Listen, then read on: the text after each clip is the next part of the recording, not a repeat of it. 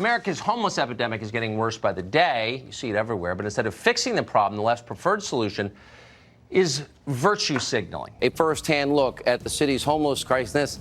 Amazing, it's in every liberal city in the country. The Bay Area has let itself become a haven for vagrants at the expense of the few normal people who still live there. I remember being 30 years ago in Africa. Africa doesn't look like that. It's going to hurt kids. Kids are going to get hurt. She has to know that with the hypodermic needles, with the drug issues, with the homelessness. The homeless capital of the world, where drugs run rampant, where needles all over the ground. You basically have a sewer for a sidewalk. We saw drugged out zombies chasing barefooted babies through piles of garbage with hypodermic needles and fire everywhere. A homeless man, hungry for dinner, digging through a trash can. We saw junkies shooting up in broad daylight and homeless people wielding makeshift knives.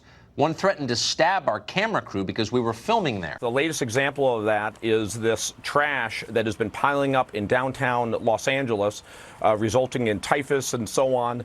The cause of it appears to be the tremendous increase in homelessness. Homeless encampments suddenly seem everywhere in this country, blocking sidewalks, filling parks inside of what were once America's most beautiful cities, Los Angeles, San Francisco, Seattle. And they're living on boats.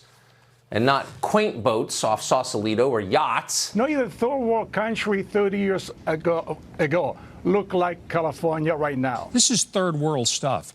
When you have that level of rat infestation, bubonic plague, for heaven's sakes, that stuff was wiped out decades ago. It's like nothing else on earth. I've been to some migrant camps, but this is worse than that.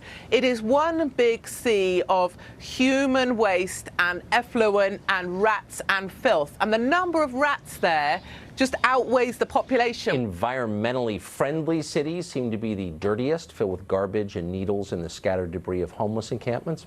Irony. Seattle doesn't enforce its anti-camping law, so there are thousands of people living in tents, many of them addicted to drugs, which are often consumed in public. When we look at the use of drugs as a force multiplier of mental health problems or homelessness in Seattle, San Francisco, Los Angeles, the idea that we need to encourage it, and that's what decriminalization and legalization does. Seattle is dying, and that's not some fringe website. This is their major anchor for 15 years, released it.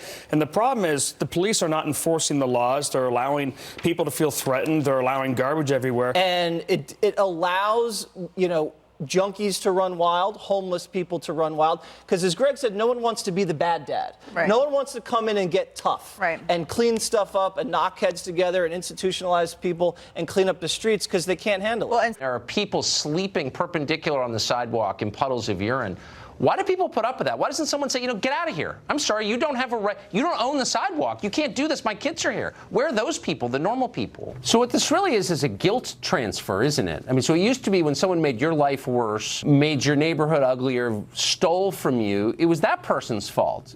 But this new definition transfers the responsibility to you, the law-abiding homeowner. You go down to the library. It's like Sodom and Gomorrah. This is the discussion about whether or not we're going to survive as a civilization. They're on the street in America, many of them U.S. veterans.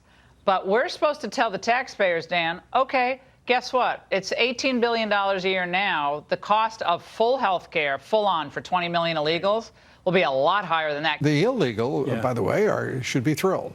They're getting more benefits in many cases than destitute Americans. It's no wonder that Democrats would rather talk about sanctuary cities or dreamers, because that sounds so much nicer than potential bubonic plague in the middle of downtown LA. You're saying illegals are more important than the people on the streets who obviously need medical attention. We have chronic mental illness. We have addiction. We have people who don't want to leave the streets. They literally won't take the housing if we give it to them. And that's the population that's vulnerable and is going to get so ill this summer. I want to pierce their shield of qualified immunity so we can go after them for reckless negligence. This is disgusting. It is reckless negligence, and we have to have a solution to this. You only have one solution.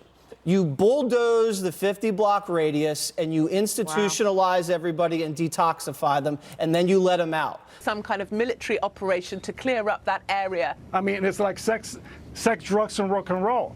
It's in the library. It's in the library.